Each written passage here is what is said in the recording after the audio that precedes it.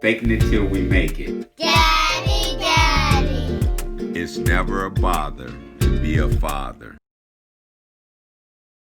Welcome to another episode of Fatherhood, Faking It Till You Making It. Today I have my good friend, Pastor T, with us today, and I can't wait to start this off. You know, I know you hear a lot of these conversations, and I started off talking about this is one of my best friends.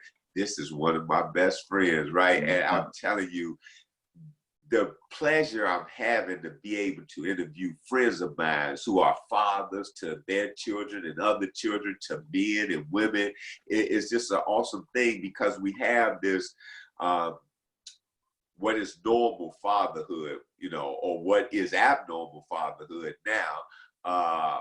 We have those thoughts of it, but just to hear men who've been through some things, they're still going through some things, they're still learning fatherhood. That's why this show is called Fatherhood, Faking It Till We Make It, because we're always learning. And so we don't know, so when you don't know, you fake it until you know. And one thing about fatherhood, you'll never know until it's all over how well you've done. And so without further ado, I want to welcome Pastor T.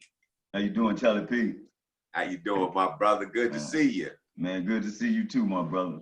Man, always, man, I'm telling you, as I told you earlier, man, I don't know why God would do this to me, right? He put me in this position where I probably just cry, right? Because I'm actually talking to people who I know that has something to offer folks, right? And you're no different. Matter of fact, you're much more special to me about what you have to offer because you've been through a lot, you're going through some stuff, but you still believe, right? And that is powerful. So who is Pastor T? Well, I'm still finding that out, brother. You know, because it ain't no point in my life where I've made it and found out who I am. If that's the case, man, I become God, right? But see, I come to understand with me, right? God know the plan I have for me. I done tried my plan too much and it didn't work and it didn't go too far and it always ended up in the same place. Me starting another plan. So now I think I'm gonna focus on God's plan. But Pastor T, right? I come from the inner city of Chicago, been locked up.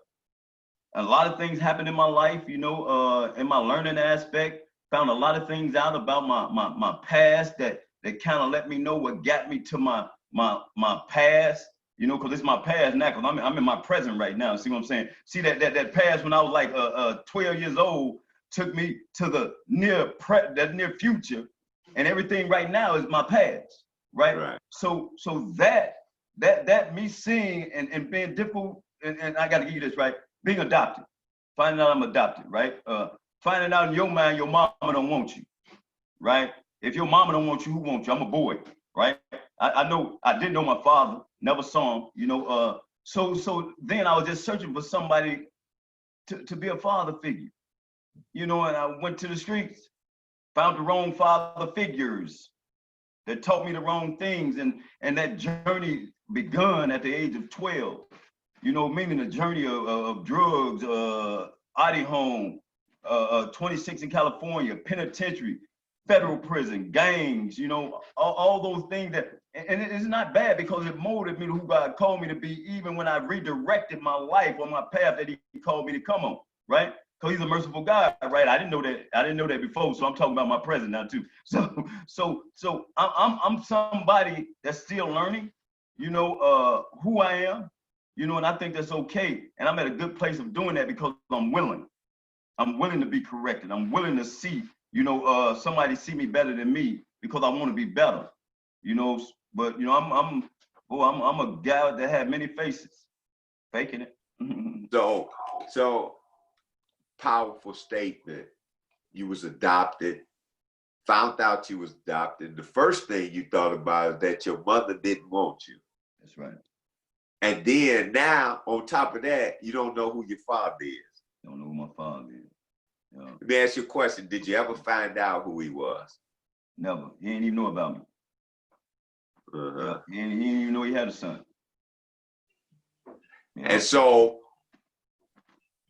that's powerful, brother. That's powerful. And see, that's what I love about what we're doing here, is that we're getting all these aspects, right? So some point down the line, you're going to tell me about you a father and a grandfather, but what you're telling me is that you have no foundation of a father. Man, no. So tell me, that has to be really devastating to a boy.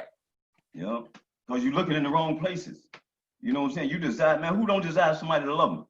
Especially when you've been told you ain't lovable, right?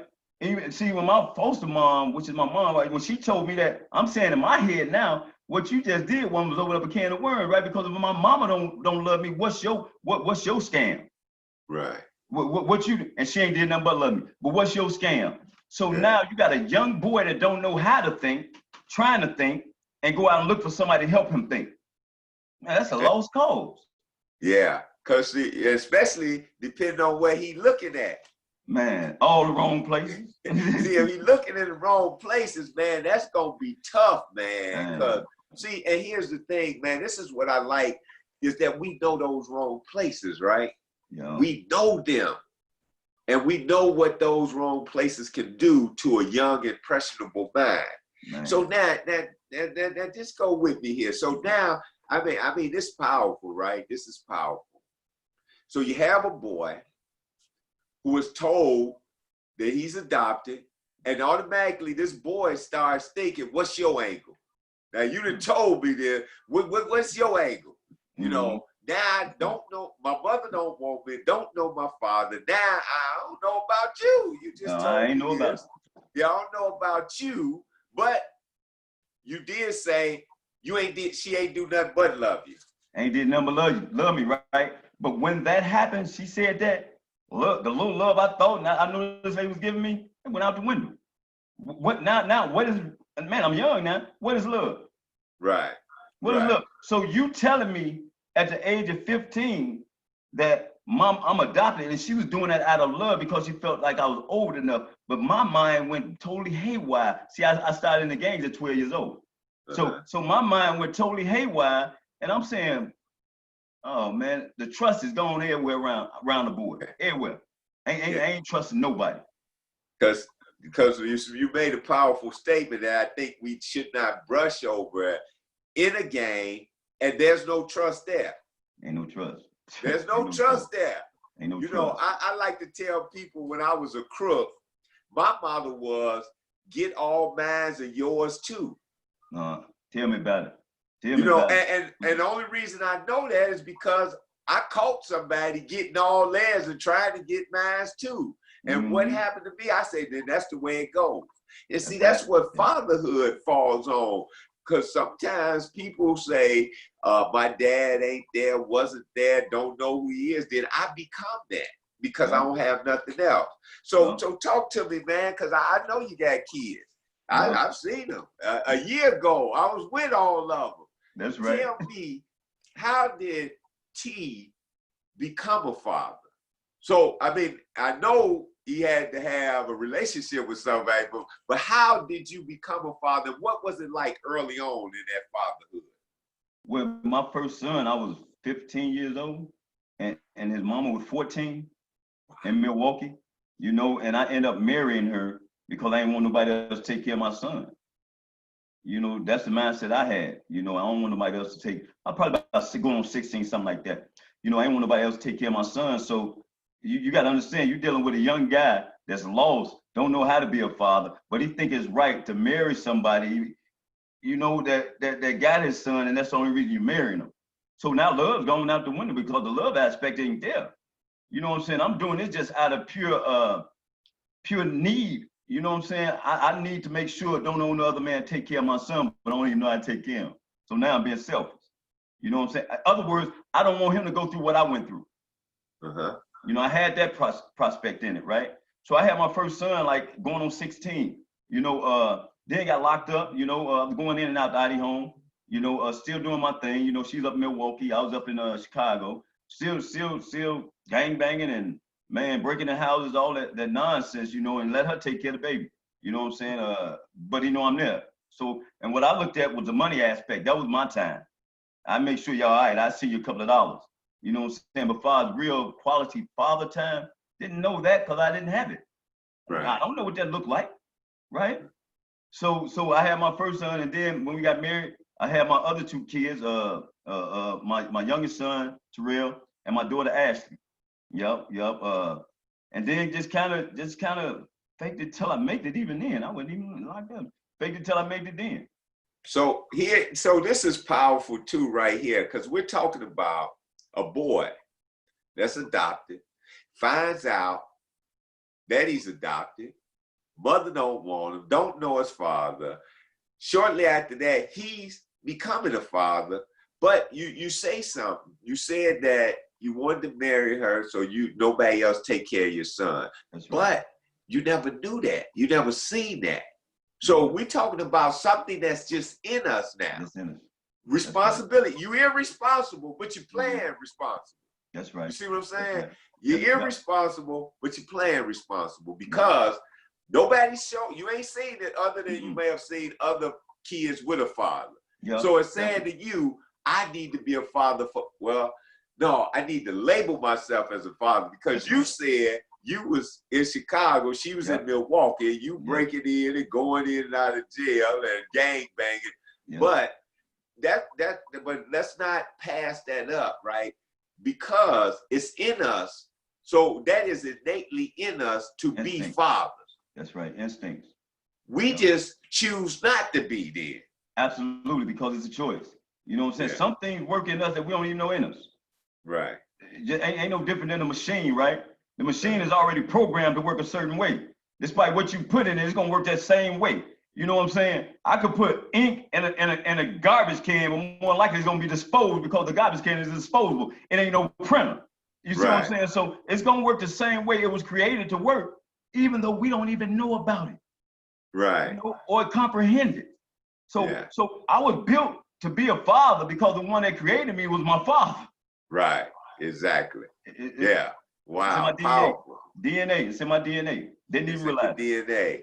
Yep. All right. So now tell me. So you got these 3 kids, and you sending money or whatever you can. But what is going on with you? Because I know a little bit about you. I know you had a few dollars, so sending the money wasn't a problem. But what's actually going on with T? Why all this is going on? Well, man, I was one of the biggest drug dealers in Chicago, trying to get my way and my money, and then I even married my wife, my ex-wife, and went up to Milwaukee, and kept up with the drug business. You know what I'm saying? They locked me up for all that. So, kept up with the business, right? And kept slanging. You know what I'm saying? Kept doing what I do. Then moved my wife and kids back to Chicago, because I started smoking the pipe. And I think this is something good for somebody that went through something. I started smoking crack cocaine. You know what I'm saying? And it tore up my family father up there in Milwaukee. You know what I'm saying? And I got back to Chicago, kind of got myself together, and man, they talked my wife into coming down with the kids, and she came down, stayed with my mom, you know what I'm saying, my foster mom, started trying to work a little bit, and then got back into the game. Right. You know what I'm saying? So then had a baby out of wedlock. Oh. You know what I'm saying? Yeah. Something about the game, when you out there, man, you fake it till you make it, right? Yeah. Things happen, you know what I'm saying? Man, things capture your attention. Sometimes this is part of the game, as you may think. You know what I'm saying, man? You got all these women now, you got a little money, you know what I'm saying? Everything's attractive, right? And you can kind of have what you want to have, and you take that, but there's consequences behind that one because I had a daughter. So now you got 4 kids. 4 kids. Now you got 4 kids. And so tell me, what's the parenting like? Now I hear all this other stuff. What is it? Is it any parenting? Well, back then, when my youngest daughter, the one I had out of wedlock, was about 2, I got locked up in the feds. Okay. So there wasn't no parenting on my behalf. Right. You know what I'm saying? I was still doing that nonsense, not thinking about the big picture. You know what I'm saying? That this could affect my kids. Right. This could affect their livelihood. This could affect them by taking a father away, me thinking about, and then being selfish. I really was selfish, right? Me thinking I'm taking care of them, but man, I was living a life. Right. I was living a life, and they caught up. They caught up with me. So now you got these 4 kids and you're off in prison. What's happening there? Well, I mean, what's happening there? Because you tell me you was this dude, you was the man, and You had your hands and everything. What happened when you got to prison? Man, it wasn't like I thought it was. Me thinking, okay, cool, guys out there, they'll take care of the family. Man, my family dispersed, man. They had to. My ex-wife, she didn't know how to make it. She was green. I never put her in that life. So she didn't know how to make it. So every little thing that she may have had that accumulated, it was gone. So she had to separate the kids. Now my daughter, my daughter that was made out of wedlock, her mom, the condo that was up there in Cal City, it was taken. So now she got to fend for herself. Money gone and everything. So ain't calling people, ain't nobody answer. Right. Yeah, Calling the guys, ain't nobody answer. I know that too. Man, they separate the money that's left. So yep. So they had to kind of separate and go their own ways. My ex-wife had to put my daughter over there with her friend. My oldest son had to become a father and ain't even been a teenager yet. You know what I'm saying? To watch over his mom and his little brother. You know what I'm saying? And mom had to fend for herself amongst those lion, tigers, and bears that I call friends. Right. So it made you think. You got to understand, I can't get out because I'm locked up. I can't do nothing no more. I ain't got control. You see what I'm saying? So it was a rough experience. Not to be able to tell me. So now all this that happened, you about 3, 4, 5 years in on the bid or what? I mean, probably about 5 years. And all this is just happening. What's happening with you? Man, I can't show people I'm hurting. I'm in a penitentiary. You know what I'm saying? I can't be labeled as somebody's soft. You know what I'm saying? Man, I was hurting, man. I was crying like a baby on the inside. You know what I'm saying? I was so confused. So, and those things came back to me, how I treated my ex-wife, you know what I'm saying? And it rolled down to my kids, you know what I'm saying? To have time to think about that, Charlie. To have time to think about the choices you made and how it affect those that you call your son and your daughter, you know what I'm saying? And the woman God gave you out of ignorance or whatever, you know what I'm saying? Put them in a position like that, you know what I'm saying? And it was selfish. I started seeing me. I started seeing the choices I made. It wasn't for take care of them. It was to make me shine. You know what I'm saying? And now the sun gone down. Right. You know what I'm saying? Ain't no more shining, Right. And now they got to fend for themselves. How? And they don't even know how. That's powerful. That's powerful right there, because we're talking about taking on this role and responsibility as a husband, a father, but doing it all the wrong way, and then getting snatched out that equation, and then it just breaks down like a bad math problem. And so now, how are you attempting to parent from the penitentiary? It's hard. It's hard. What I'm doing is trying to definitely get in touch with my kids, talk to them more, admit that, man, I made some bad decisions, but my kids saying, man, you left us. And a bad decision. I know you locked up, but we out here and we look up to you to protect us, to lead us, to guide us, to comfort us, to be there for us, keep a roof over our head. And now we're struggling as kids to do the thing that you're supposed to do. Right? And I let my oldest son down, because I put him in a man position. He's just a boy. So his whole teenage life gone. He had to jump from 13 to be 20 something. That took his whole life away, man. It took his whole mindset of enjoying his teenage life and come to respect his adult life. Right. How could he respect something that he didn't even enjoy? How could you grow when the process of the growth aspect has been crushed and put you all the way over here? Something missing. Right. So it was a struggle. It was a struggle, So, yeah, that's the struggle. So tell me, time is going on. Your mindset is changing. Your time is running down. What you thinking now? Because you got these kids that's out there. What you thinking now? I gotta do something different. I gotta start building myself up right now. I'm not gonna wait till I get out, you know, and just keep on kicking the way I was kicking it. Because however I try to get out and say I'm gonna kick it until I get out, that's the way I'm gonna be. Period. That's where I'm gonna be. So it started right then when I realized something had to change, because I can't go out the same way I came in, and I won't be doing the same thing I did to get me here. You know what I'm saying? So it changed from taking care of them and to taking care of me, building me up. Because if I don't build myself up in a righteous aspect, or trying to do something different to teach them or train a child as they should go, man, I ain't doing no justice. And that's why, you know what? That's why I kept getting locked up. Right. That wasn't the first time I got locked up. You hear what I said, right? Juvenile, yes. 26 in California, state penitentiary, and now the feds. I went to school. Right. You know, so, you know, I knew then, man, you know, I was tired of playing with my life, and it was more than just me. You know, so, and I got tired of faking, man. Man, yeah, it was that game, like, man, that drug, like, man, it ain't nothing but a mirage. You know, I don't care how you get in it. You can be the most millionaire. You keep it up, man. It'll catch up with you. Yes.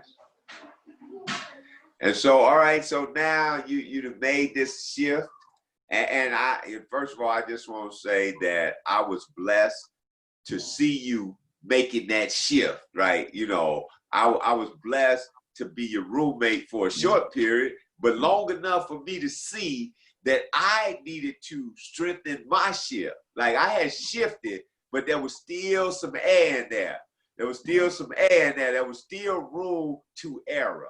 And I, you know, I tell you this all the time, but to watch your discipline, to watch you every day get up, do your job, whatever that job was, and then you would get into your studies of the Bible. That's right. I mean, every day, consistent. See, I watch for consistency. That's right. See, and I'll tell people all the time, watch what a person is consistent of, and you'll see who they really are. That's right. That's right. If a man gambles all the time, that's who he is. Yeah. If a man gets high all the time, that's who he is. If a man studies the word of God, that is who he is. Ain't no doubt. Ain't no doubt. And so, because you said something here, you said you didn't want to come out the same way you came in, get back into that circle. So now you're finding a new circle for yourself. You know, that circle is including a new lifestyle, new relationships.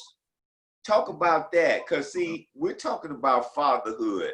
And you talked about early, I look for being in those other areas to look up to because I'm searching for something. So what men were you looking up to now that you go into this new lifestyle? Because it had to be somebody there to shepherd you along, to guide the way. Talk about that. Right. No doubt about that, you know, and in me telling myself I got to do something different, I want to do something that's positive, that hits my spirit, that convicts my heart, to let me know, man, look here, man, and something that will grow. Because I think if I change my whole mindset, you know what I'm saying, and not be conformed to that thing that I was, and be in the mindset of transforming my life, you know, I definitely have to attach myself to somebody that I respect and I want to look like, right? So that's when I kind of got into the word, because my foster mom always told me about Jesus, right? But I ain't want to hear that stuff, right? But she planted a seed, and I didn't even know the seed was there. So the trouble and the turmoil of that hard ground being raped in my situation, right? It made the seed start moving, right? And all the time, right? I'm hearing people changing, and I know some people, right, that was kind of rough, right? And I'm seeing it change, and I'm like, man, okay, this ain't this dude, and time tells everything on me, right? If I look at you and watch you and you're doing something different, and time tells you doing it different, it tells you on something different, right? So it was attractive, right? It was attractive, right? Because see, you doing more time than me and you happy. You done got a life sentence and you happy. You just coming in from service or Bible study and you just a happy little camper. And I'm like, man, what the world, right? So now I'm saying, man, I want to try this. And then when I tried, you got to understand the seed that's already been planted from my mom, right?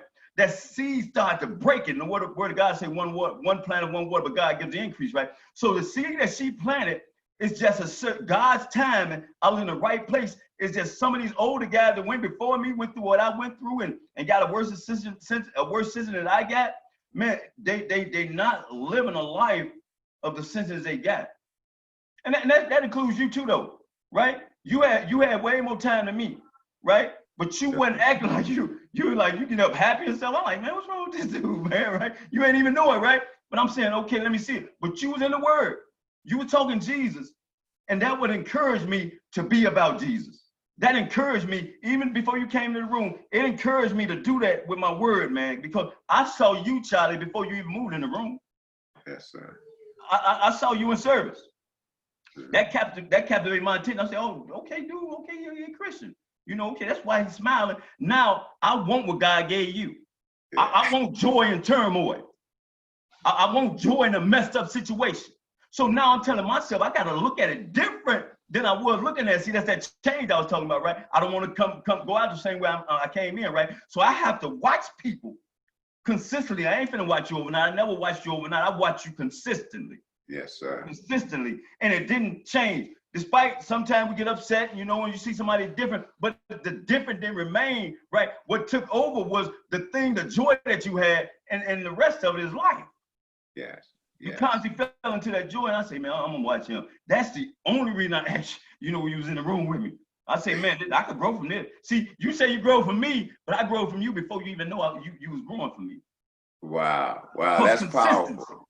Yeah. Consistency. And that's what we have to be, and you said it, even in turmoil, right? Even in messed up situations. And that's part of why I want us to get to talking to fathers, right? Because they in some messed up situations. Some of them got to pay child support, and they ain't got but a minimum wage job. And after FICA and child support, that leaves them nothing. And they said, man, something got to give. But here's the thing, and you said it, we both have said it, consistency.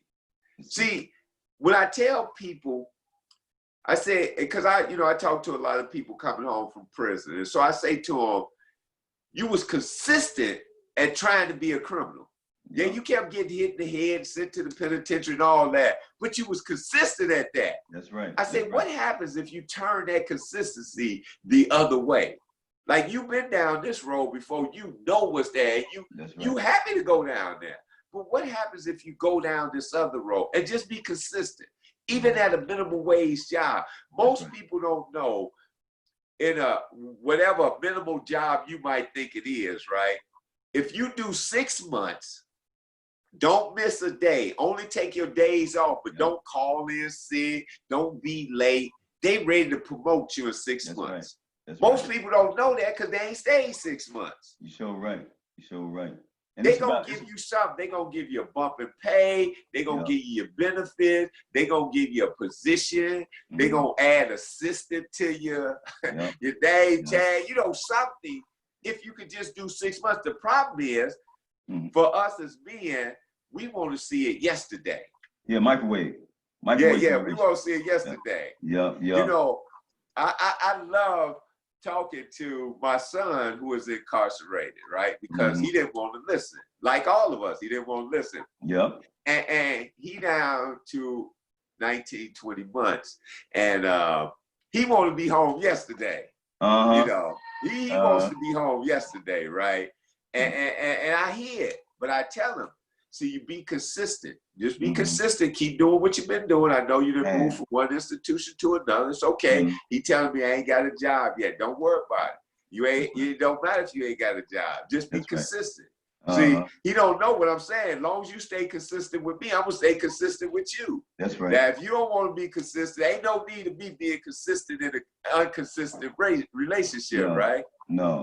So, but his consistency, he just told me, got a job. He's still in school. He graduated last year. He's taking more classes. So when he come home, he'll have these credits he need to further his lifestyle in his educational endeavors. And so consistency, that's we have to be it. And so as fathers, we're talking to fathers who in these situations, right? Some of them still playing in the game, right? Because that game hard to get out of. There's two things it's hard to get out of: addiction and the game. You know, and they are not the same thing. You know, one person tried to tell me, they said, no. Because see, one will overtake the other. That's right. That's right. You know, so they're not the same thing, but they both head in the same direction. You sure right. Downward. Yeah, they ain't nothing up about it. They both head down. One might get you there faster than the other. And that could be either one on any given day, right? That's right. And so, you know, part of the messages is consistency, even in bad. See, you said joy, even in turmoil. Like, I love that. Now, if I was a preacher, that would be a sermon. Like, I would figure write it down, that bro. would be a sermon, right? Joy in turmoil, because there should be joy. And you're right. You know, people used to think I was crazy because, you know, I had all this time and I was a young dude, but I was still smiling. But they failed to realize my situation didn't dictate who I was. Yeah, that's what's up. You see what I'm saying? Because see, I found out I was a father of a 2-year-old once I got locked up. And so I immediately went into parenting mode, right? I called my mother and my father. I said, y'all got to take him. He ain't going to survive down there. And so my father took him for the first 3 years, and then my mother took him from now on, right? And like I said, it's choices. We all get to make them. He made his, you know. But I was into that. Like, and here again now, I was fortunate to have 2 fathers, but both of them had their defects, right? And neither one of them ever, do I remember, told me they loved me. And I know everything I was doing was because I was seeking love. But I was seeking love from a male perspective, because my mother loved me. You said that about your mother. She loved you. Telling you the truth was love. Because she didn't want you to find it somewhere else, and then you say you deceived me. So she was in a no-win situation with your mindset at the time, right? So, but you knew she loved you. But there's something, and you said it, I went out the street looking for that male role model. You know, you said it, you know, all the wrong places.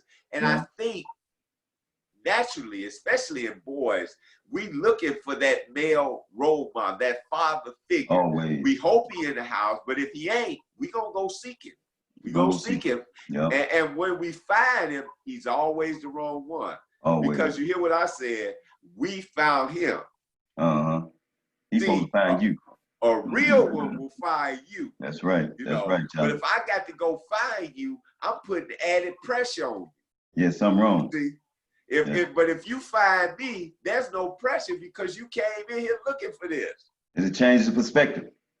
It sure does. And so now, here you are. You talked about, you know, find this out.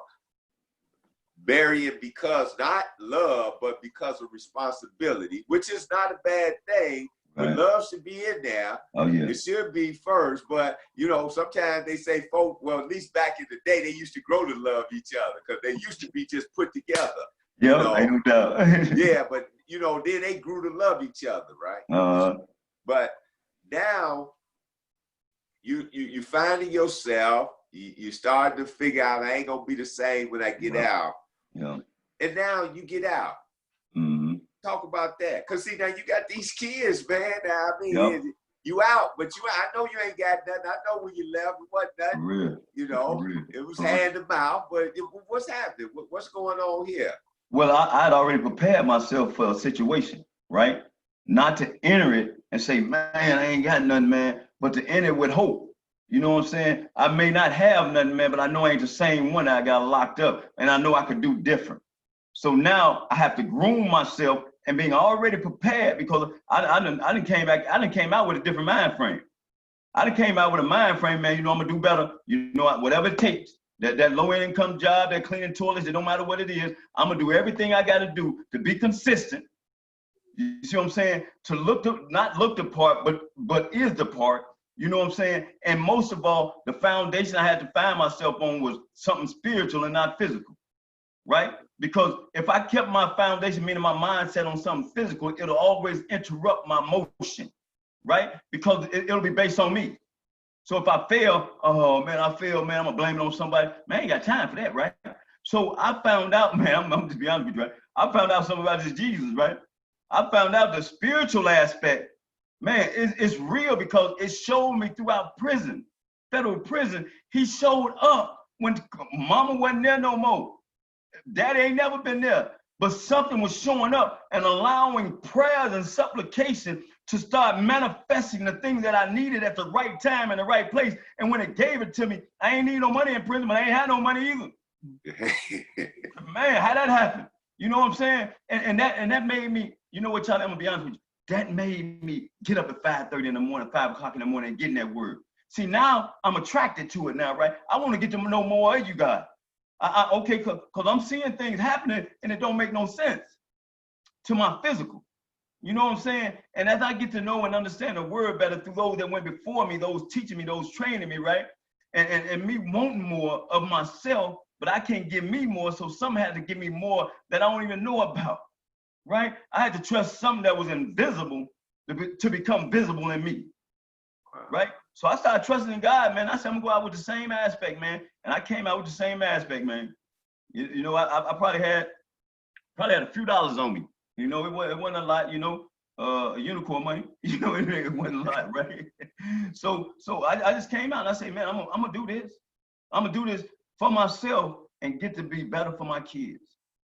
I want a relationship with my kids, a real relationship. So, and that's what I want to hear about next, but I have to go back because see, you know, I'm the first to tell people, don't be looking for me to quote a whole bunch of scripture for you if that's what you need to get you by. But if you know it, it'll come to your remembrance, right? So when you said that, so I can say that it's true that he's a father to the fatherless, because that's all you got. That's all I just said too. To make it all I heard you say. You ain't said no man name. You ain't called John. You ain't called Daryl. You ain't called Earl. You just kept talking about the father to the father because you don't have one. And I've been looking for one. You looking for, but now you done found him because you say you getting up at 5:30 in the morning. It was just about the relationship. I wanted to be with him. I wanted to see that the father I just found. Man, I know for a fact, man, I found some man that was remarkable. That's in my corner that could train me up as I should go. You know, and I wanted more of it, man. That's what you saw. You know, I ain't even realizing. I ain't even realize you was watching me. I ain't even realize, man, it didn't matter to me. I know what I needed, and to be that father, I had to be trained up to look and see what my father looks like now. So I want to imitate him. Right? All right, now tell me. So now you got this training. You get out with a few unicorn dollars in your pocket. Not many, because we know that they paying, so it's a few dollars. Yeah. Really, it's a few dollars. Yeah. So what's happening now? What's happening now? You out. Yep, I came back and I had to move to Chicago with my ex-wife, right? Because my foster mom died. You know what I'm saying? She died when I was in prison. You know, so mama ain't there no more.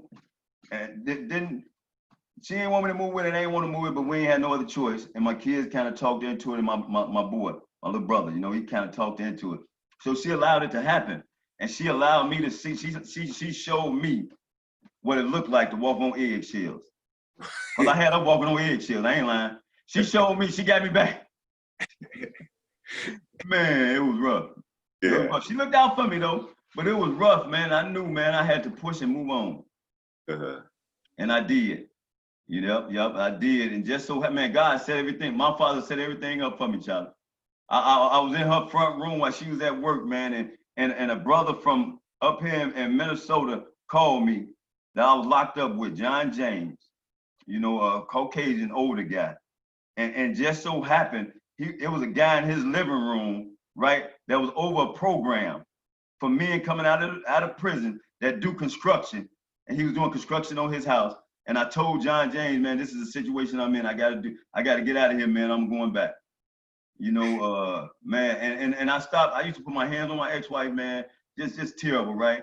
I wasn't finna do that no more. I would rather not run, but leave. You know what I'm saying? And that's what I ended up doing. And just so happened they had a room in their program. Yep. You got to understand, I ain't been out for like 3 months. Right. So how could you go from one city to another, one state to another, and you on federal probation? They don't play that, right?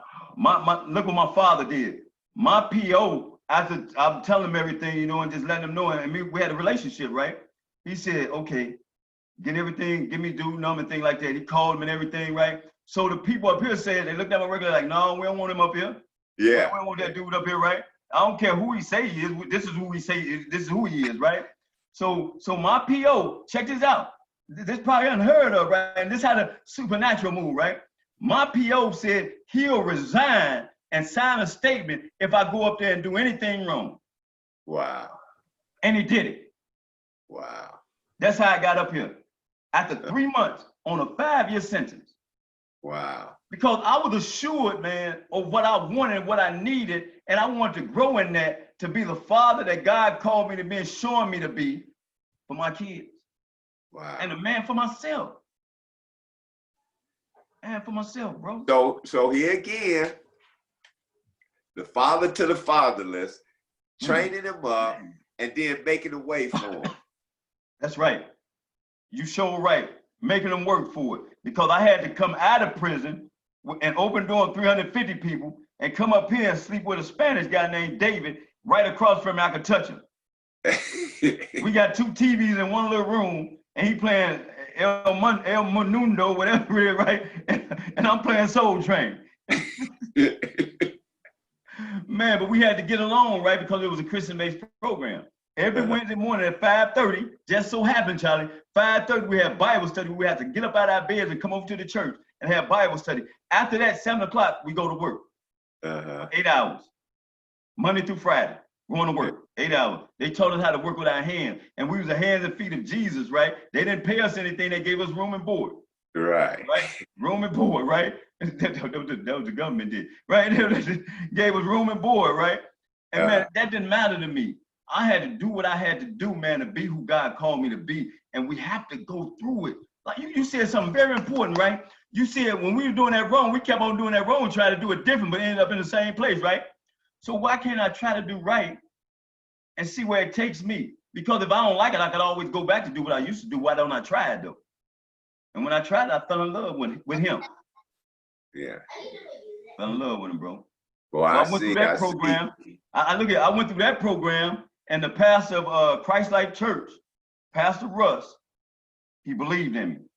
Their whole congregation believed in me. Guess what? Guess what color they are? You already know, white. Yes.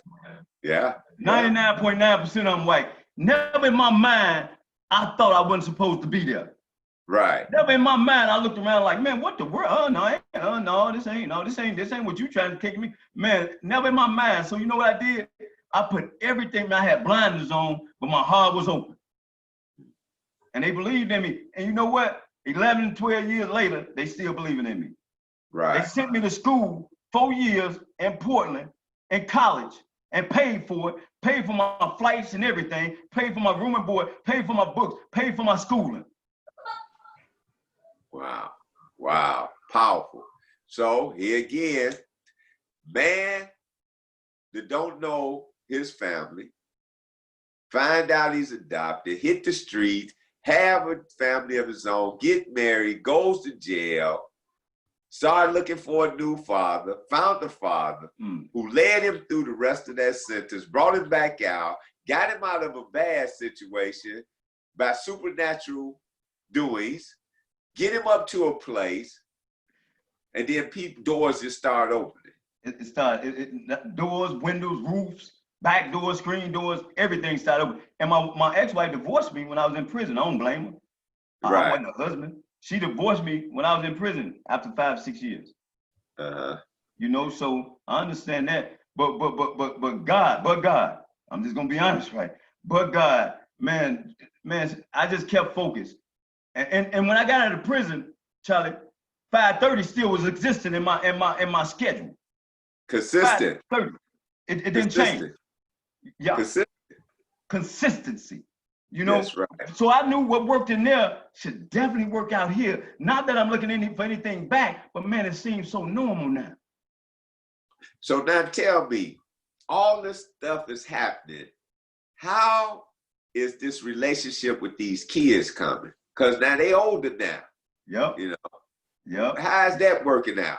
Man, my oldest daughter is in the Navy, been in the Navy 7 years, and she's staying in Hawaii. Just had my 10th grandson. My youngest daughter I had out of wedlock stay up here with me with her own place and 3 kids, right? My youngest son stay in Milwaukee, got his own business. And I'm gonna wrap it up at this, right? Meaning saying what they all involved in too, right? Got his own business. His wife's got a master's in information technology. He got a master in accounting, and he got his own real estate company, right? His own house. This is my youngest son. His own house and everything, right? My oldest son started his lawn business, and all of them love Jesus and got a relationship with their dad. Wow. Wow. They respect their dad. They listen to their dad. They cry with their dad. Their dad cry with them. They listen to their dad. They say, yes, sir. No, sir. Yes. Dad, I'm sorry. Right. But I got to understand them too at their age because I missed a lot. So dad like stepping back, right? And I want to get to know all of them. I don't want to get to know just a little bit of them. Right. Right. Yep. And so what you telling me is because you was committed and consistent with having a relationship with your father. And even though you left, abandoned, taken away, however you want to describe it, from your children, but because of your consistency, they are consistent with you. They consistent, beyond consistent, beyond consistent. They check on me, they pray with me, they cry with me, they love me. They'll drop whatever they doing. If they need me, if they need to come and see me, they'll drop everything and get up there. I'm going to see me. I'm going to my daddy. Even the one from Hawaii, man, I'm finna go to my daddy. You know, all her captains and all of them know me through her. You see what I'm saying? Through that, and they sent me a certificate. I put it up. They sent me a certificate telling me we appreciate you for raising a young lady like this and trusting us with her. It shows us who you are. Wow. The United States Navy sent that. You know, yes. and you know what? That's good, fine and dandy, but I got to keep it moving. Yeah. I'm still trying to get to know my father. Yes, sir. So they can know their dad more. So I, you know, being your friend and everything, I know some things about you, right? So last year, you did something. What you do last year? Well, you did a couple of things. So I ain't talking about the renewing of your vows because that was special, but you did something else last year. Yep. I took my whole family to Kalahari. Grandkids and everything. You talking about that? Yeah. Yeah, we took everybody up to Kalahari. Everybody, about 27 of us. Right? You got the picture, right? I got it. Okay, that's right. I just want to make sure you do because you got to have it, right? You have to. Yes, man, sir. I want to share that with you. The whole, 27 kids, babies, sons, daughters, grandkids, and just went there and we celebrated, cried together, prayed together. We was a family. And we showed each other how much we love each other because I was giving them, me and my wife was explaining something to them, and all of them came for the call. Right. All of them.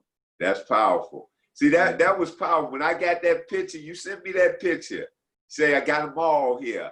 That was a crying moment for me, right? Because I know a lot about you, and I know things, and so I was like, man, blessing. And so that's what this show is about. It's not about everybody is perfect. No. Right? No. I mean, I don't think that would work. But the power in telling the story of what I've been through, but what God has delivered me from and how he has put everything back together. Yeah. You know, it's right. Powerful, and especially when it comes to us men and those men as his fathers, right? And I say this to everybody, that there's more than one way to be a father. You don't have to have kids to be a father. You can be a father to many in different ways. And so, but to see this. And I mean, you made it clear. I was not good. I was terrible. I got high. I sold drugs. I broke in. I went to jail, 3 different jails, county jail, state prison, federal prison. But then I figured I've been searching and chasing for something my whole life, a father. But it's because of this lady who loved me and told me about this Jesus, who I ain't want to hear nothing about, because Jesus wasn't in this gang. Jesus wasn't in these sheets with these girls. I don't need to hear him. But in time of need, because I've been needing all my life, but I ain't never had a chance to slow down. Been speedy. But as soon as the brakes was put on me, I found what I've been looking for my whole life. Man, I just had to call him. Call him. Just had to call him. Hey, let me tell you something, man. I appreciate you. I love you. I mean, your story is powerful. I think that some young man and maybe some older man may see this and they may have a question like, well, how can I get in touch with him? And so we call Fatherhood Faking It Till We Make It a movement. And so if somebody contacted me and said, hey, I want to connect with Pastor T, I'm a father, young father, old father, something he said connects with me, would you be willing to take that call? Ain't no doubt. Ain't no doubt. He took my call. He took my call. You know, and also, Charlie, they got to understand what we was talking to the kids about up there at the Kalahari. Right. You know, they had told me that I was going to die last April of stage 4 cancer. I know. They told you that. You told me that there was a wedding in May. That's right. And I told you, tell the doctors I'll see them there. Because I ain't got no time to see them no time sooner. Ain't no doubt. Ain't no doubt. I'm setting up this here in May, so you can say what you want to say. I'm going to continue with this plan. If you want to come, you can come. I'll holler at you. You see what I'm saying? Period. My God gave me life. God don't want to could determine when it goes. I'm still here. Still doing what he called me to do. You know, so if somebody needs to talk, you know, man, I may not have all the answers, but I give you my heart. Wow. See, consistency, man. And you know, but you know, you told me that. I say, hey, man, you know, God wouldn't tell you to do this for your wife if he was coming to get you. No. You know, he wouldn't tell you to do that. No. Now, they told you April of last year. Tomorrow to be June of next year, a year later. And so what's happening? You know, man, I'm pastor of my own church. Man, respected throughout all the big churches up here. Could call on anybody at any time, you know what I'm saying, to assist in any way. You know, I got a wife that's been married for 10 years, beautiful, godly, seeking woman. You know, she had 4 kids, got 10 grandkids, 8 kids, a beautiful house, beautiful home, beautiful church. Man, God done, man, my father took care of my, but he took care of his son. And now I know how to take care of mine. The father you was looking for, you searching, you finally found him.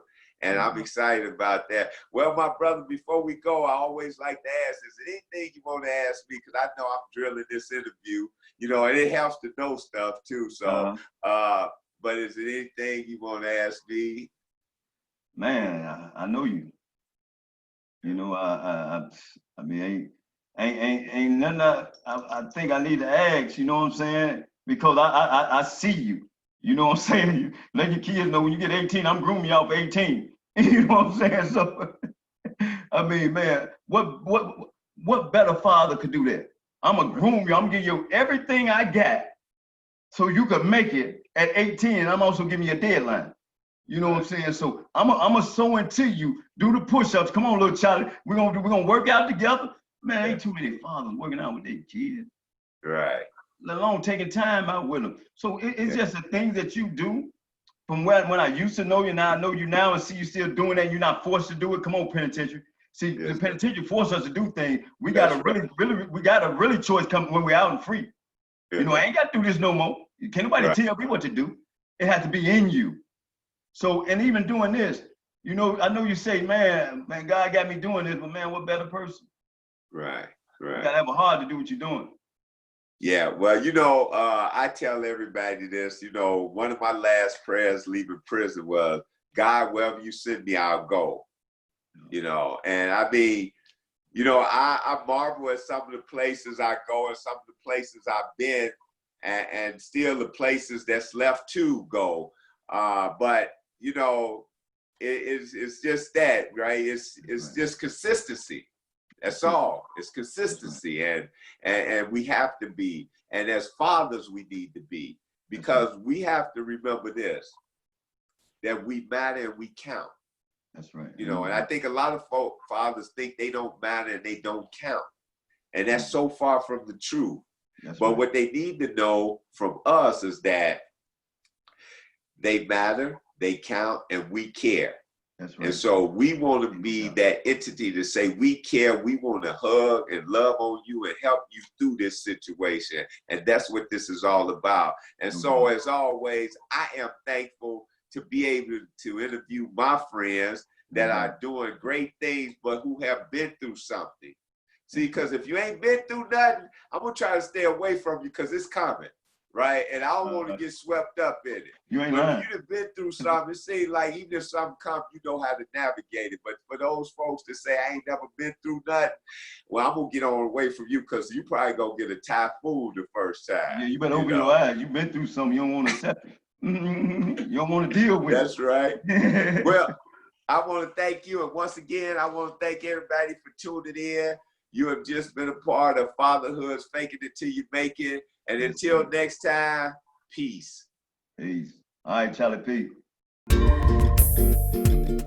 Faking it till we make it. Daddy. It's never a bother to be a father.